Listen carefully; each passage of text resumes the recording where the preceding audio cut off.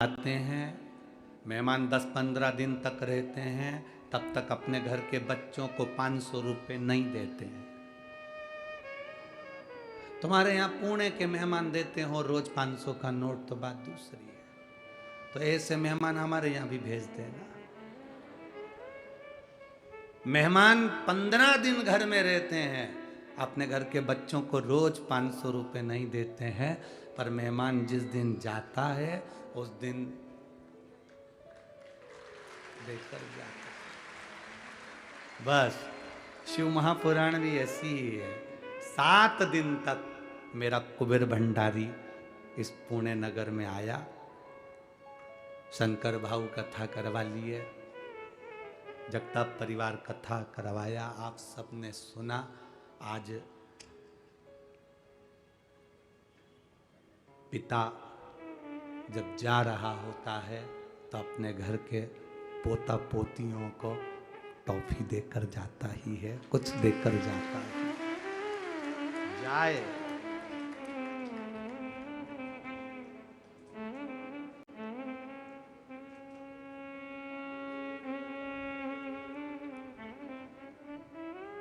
विदाई का दिन रहता है 7वां दिन, पर खुशी का दिन भी होता है 7वां दिन, क्योंकि 500 रुपये मिलते हैं। मौसी जाती है, मामा जाते हैं, काका जाते हैं, भाऊ जाते हैं, जीजी जाती है, जीजा जाते हैं, तो दुख तो होता है कि जा रहे हैं, पर बच्चों को खुशी इस बात की भी होती है, दरवाजे के पास इसलिए खड़े होते हैं, बुआ जी बैग ले जाते बच्चे इसलिए हैं क्योंकि जाएगी ना तो कुछ दे के जाएगी, खुशी है। जाने का दुख भी है, प्रसन्नता भी है।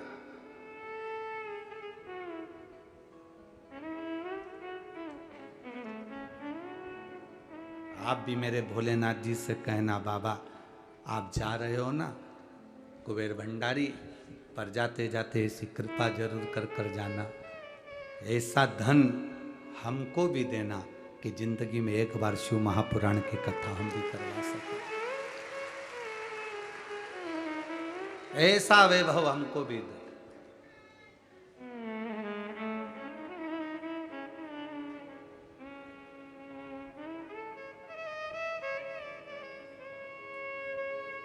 यहाँ से जा रहे थे तो वो चौराया आता है, वो चौराहे पे लोग फूल फेंक के मार रहे थे ऐसे।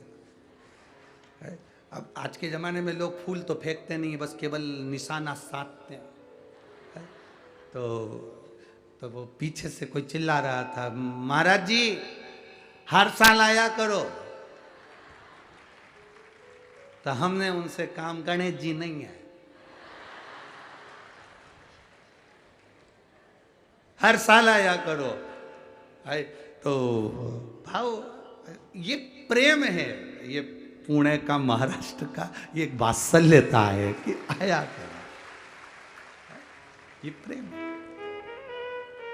जाने का दुख भी है तो मिलने का दुख भी, प्रसन्नता भी है कि मेरा बाबा विराम वाले दिन जब मेरा कुबेर भंडारे की कथा पूरी होती है, ये कुबेरेश्वर धाम, ये कुबेर भंडारी की जो 7 दिवसीय शिव महापुराण जब पूरी होती है, तो वो जाते जाते आखिरी दिन जिसके पास जो बैग हो, जिसके पास जो झोली हो, जिसके पास जो सामान हो, समझ लेना वो खाली नहीं रखता, वो देकर ही भेजता है, भर कर भेजता है। आता क्या खाली रखेगा।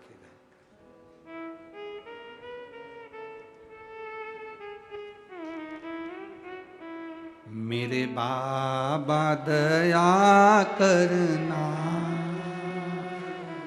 मैं तेरे भरोसे,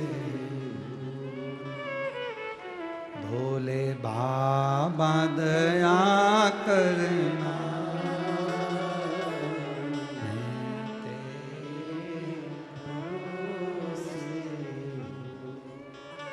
मैं तेरे भरोसे, मैं तेरे भरोसे हूँ, मैं तेरे भरोसे हूँ, मेरे बाबा दया करना,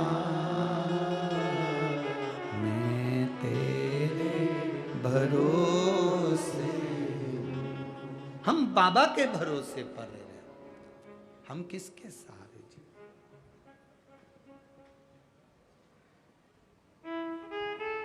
अड़चनें बहुत आती हैं जिंदगी में, पर संभलना भी हमको ही है। 7वें नंबर का जो विनायक का वर्णन, अष्ट विनायक में 6 विनायक का स्मरण अपन ने कल तक करा था। 7वें जो विनायक का वर्णन किया गया है वो विघ्नेश्वर विनायक, विघ्नहर्ता।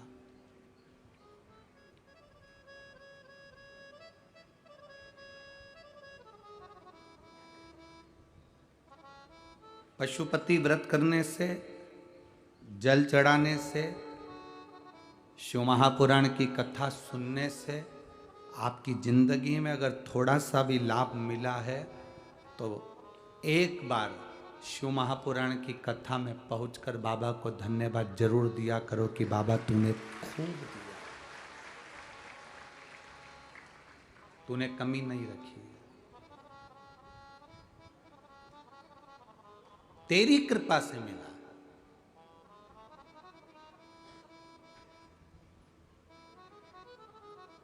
और तू कृपा नहीं करता तो ये कुछ नहीं। और एक बहुत अच्छी बात अपने भीतर उतारना, एक लोटा जल चढ़ाना पर दिखावे से नहीं, पशुपति व्रत करना तो भगवान को रिझाने के लिए, दिखावे के लिए।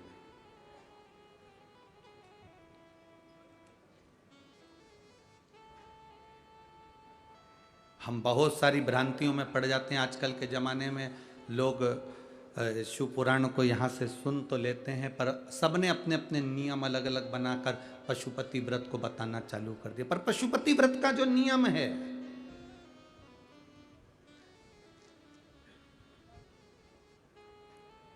उसमें सबसे मूल है, सुबह की पूजन कर कर जो थाली लेकर आए हो उसको रख देना, शाम को 6 दिए लेकर जाना, प्रसाद एक साथ लेकर जाना, मंदिर में जाकर जब 6 दिए जमीन पर रख दो, 5 दिए प्रज्वलित कर दो, तब प्रसाद के 3 हिस्से करना।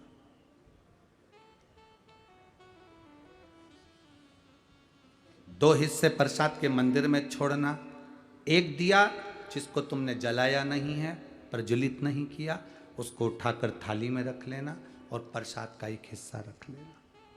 बाबा को विनती कर कर, पूजन अर्चना कर कर, शाम को जब पूजन कर कर घर आओ, घर के अंदर जब प्रवेश करो तो अपना सीधे हाथ पर दिया बाहर बैठ कर, बैठना आराम से, ऐसे नहीं बैठना कि अपन कहीं हरके से बैठ जाए, घर की ओर मुख करो, दरवाजे के सीधे हाथ की ओर बैठो, घर की ओर मुख करो और दिया प्रज्वलित करो, विनती करो बाबा आज मेरा पहला पशुपति व्रत है, तू स्वीकार करना। मंदिर में भी कहो और घर में भी कहो। जलाते से घर में अंदर प्रवेश कर कर जब भोजन ग्रहण करो, भोजन के पहले जो मीठे का प्रसाद का एक हिस्सा लेकर आए हो वो पूरा पाइए, उसमें से किसी को नहीं दीजिए।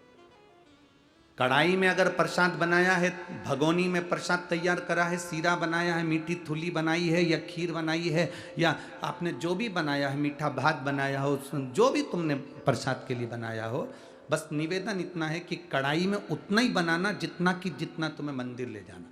कढ़ाई में छूटना नहीं चाहिए, छूट गया तो प्रसाद के फिर 2 हिस्से वहीं पर होगा, क्योंकि एक हिस्सा तो तुम मंदिर ले गए और एक हिस्सा कढ़ाई में पड़ा की पड़ा रह गया, तो फिर वो पशुपति व्रत स्वीकार नहीं होगा। बनाना उतना ही जितना पूरा की पूरा मंदिर चलेगा।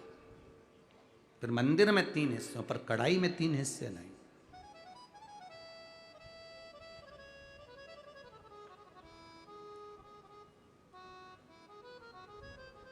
पांच व्रत पूर्ण हो, 5वां व्रत जब हो तब एक श्रीफल, एक स्वाट, जो भी आप बाबा को समर्पित कर सकते हो, फूल की पंखड़ी हो, चावल हो, जो आप दे बाबा को वो समर्पित करो। श्रीफल भेंट बाबा को चढ़ाकर विनती करो, आज मेरा व्रत पूरा हो रहा है, तो कृपा करना मेरे बाबा, पशुपतिनाथ बाबा, ऐसी कृपा करना कि तू मेरी झोली जो मांगा है वो देना। थोड़ा रुकना, फिर अगर कार्य तुमने दिल से करा है अगर व्रत, बाबा स्वीकारेगा। दिल से करा है, स्वीकारेगा।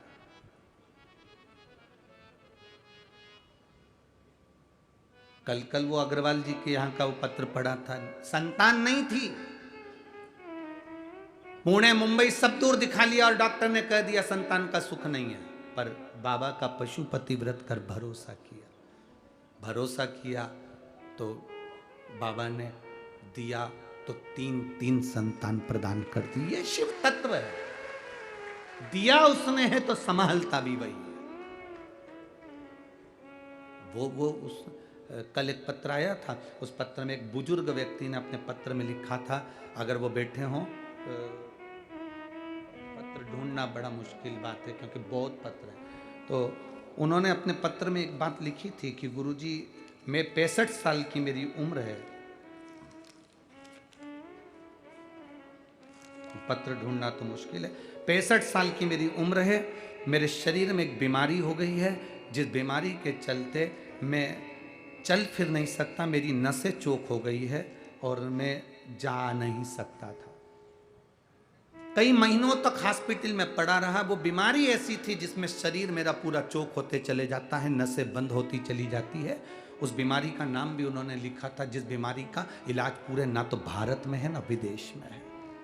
शरीर पूरा बेकार हो गया था, पड़ा रहता था। डॉक्टर ने कह दिया था इसका कोई इलाज नहीं है और तुम इनको घर ले जाओ। घर में भी पड़ा रहता था क्योंकि पाँव काम नहीं करते थे, शरीर काम नहीं करता था, बोल पाता नहीं था।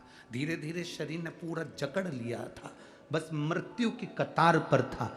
जिसने पत्र लिखा हो, अगर वो बैठे हों, 65 साल की उनकी आयु है, अगर वो बैठे हों, पत्र जिनने लिखा था, कल नाम मेरे को ढूंढना पड़ेगा इसमें से, तो उन्होंने पत्र में लिखा, किसी बेटी ने लिखा था कि मेरे पिताजी की यह स्थिति थी और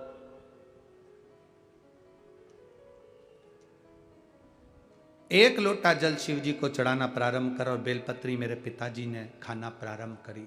आज पूरे गांव में, आप ही ने लिखा था, हाथ उठा कर दोनों हाथ हिला दो एक बार। हाँ जी, वो नाम तो हम नहीं ढूंढ पाएंगे, आपको साधुवाद, कम से कम आपने खड़े होकर अपना भाव का एक बार हाथ हिला दीजिए। श्री शिवाय नमस्तुभ्यं। अब ठीक है, वो चलते हैं बढ़िया जी, बाबा की कृपा। बैठिए। शिव तत्व इसी को कहते हैं। डॉक्टरों ने भी जवाब दे दिया, बैठो बहन बैठो, डॉक्टरों ने भी जवाब दे दिया था और कहीं इलाज नहीं। तब वो बेलपत्री आखिरी सार तत्व है, शंकर पर चढ़ा हुआ जल और बेलपत्र। और उसमें उन्होंने एक बात बहुत अच्छी लिखी गुरुजी, जो फुलेरा दूज आती है, जो शिवरात्रि के बाद में आती है, उस फुलेरा दूज का धतूरा बड़ा काम का आता है। मेरे पिता की वो नसें जो डॉक्टर मना कर दिया था, आज मेरे पिताजी पूरे गांव में घूमते हैं और उनका पांव भी चला, हाथ भी चला और मुख की वाणी भी वापिस है, मुख की वाणी भी वापिस है। ये शिव तत्व, ये उघड़ी है।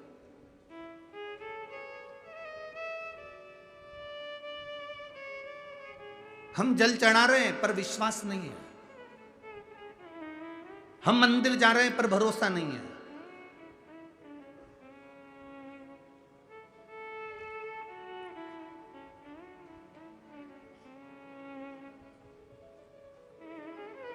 हमारा विश्वास दृढ़ नहीं हो पाता।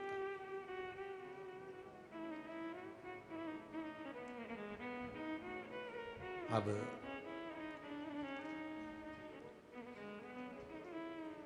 जिस समय आपका भरोसा दृढ़ हो जाए, विश्वास पक्का हो जाए, समझ लो अब शिव को मिलने में देरी नहीं है, शंकर तुम्हारे करीब में आ ही जाएगा। मंदिर शिवालय पत्थर मानकर मत जाना। हमारे सीहोर में कुबेरेश्वर धाम पर तो अभी शिवलिंग की स्थापना भी नहीं हुई है, वहां कोई मूर्ति की स्थापना नहीं, केवल कंकर और शंकर है।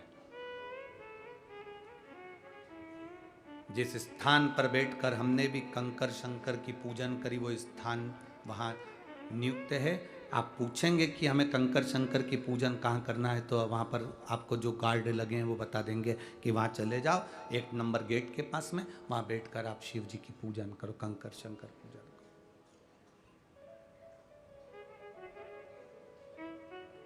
कुबेरेश्वर धाम का ऐसा कोई दिन नहीं जाता जिस दिन वहाँ पर नगाड़े नहीं बजते हो, ढोल नहीं बजते हो, आतिशबाजी नहीं होती हो, जिस दिन वहाँ भंडारे नहीं होते हो। उसका कारण क्या है? जो जाता है 3 महीने में झोली भर कर वापिस आता और आकर नगाड़े बजा कर चले जाता, आता है भंडारे कर कर चला जाता। क्या देगा वो? ये उसके ऊपर आधारित है। हम तो शंकर भाई जगताप जी को, विजय भाऊ को, अश्वनी ताई को, इस जगताप परिवार को कहेंगे, ये शिव महापुराण की कथा ना जाने कौन सा भाग्य जगताप परिवार का जागा होगा जो ये कथा यहां आ गई। और इसका पूरा श्रेय ये लक्ष्मण भाऊ को जाता है। कोई जीव अच्छा होगा जिसने अपनी जिंदगी में लोगों का भला करा होगा, तो ये कथा हम तो कहेंगे ये पूरा पुण्य इस जीव के लिए, लक्ष्मण भाऊ के लिए, जिन्होंने इस कथा को नहीं है लोग कहें कि वो नहीं संसार सागर में, हम कहते हैं कि उसने ही कथा प्रेरणा देकर अपने भाइयों से कहा होगा कि शंकर भाऊ, विजय भाऊ, ये शिव पुराण कथा करवाओ, इस कथा का रस तत्व सुनो।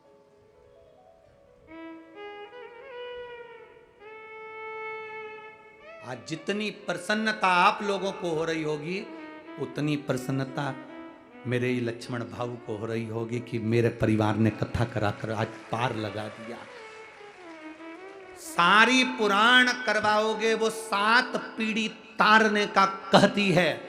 ये शिव महापुराण कभी आप उज्जैन में जाना और ऋण मुक्तेश्वर मंदिर पर पत्थर पर अंकित पढ़कर आना कि शिव महापुराण की कथा, और यह शास्त्र विद्धेश्वर संहिता कहती है कि शिव पुराण 7 पीढ़ी नहीं 71 पीढ़ी को पार उतार देती है। यह कोई साधारण सी नहीं।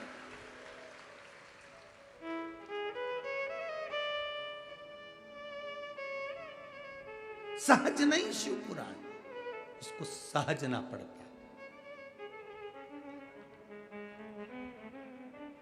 इसको अपने भीतर उतारना पड़ता है। और आप लोग जैसे यहां बैठ के कथा सुन रहे हो, पितृलोक में आपके पूर्वज जब कथा बैठकर सुनते हैं तो भगवान नारायण उनकी पीठ थपथपाते हैं, तेरे परिवार का कोई व्यक्ति कथा में बैठा है। कथा में बैठा है तेरा परिवार का कोई व्यक्ति।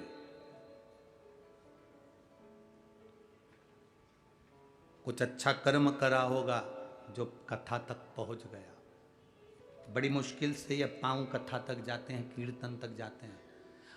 जा रहे हो पंढरपुर, मन भी बना लिया, सब काम हो गया, मालूम पड़े बीच में कहीं ना कहीं कोई अड़चन आ गई, जा ही नहीं पाए। समझ लेना कोई पाप बड़ा प्रबल था जो पंढरपुर तक नहीं जा सके। पुण्य प्रबल होता तो पंढरीनाथ का दर्शन हो जाता।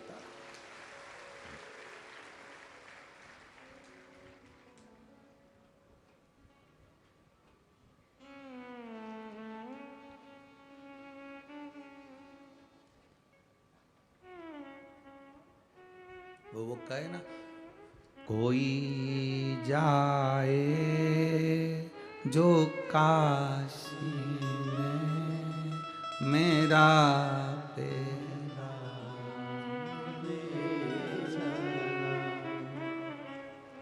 अब इसी लाइन को अपन कहें, कोई जाए पंढरपुर मेरा पैगाम, ये कहना वो मेरे नारायण से इतनी विनती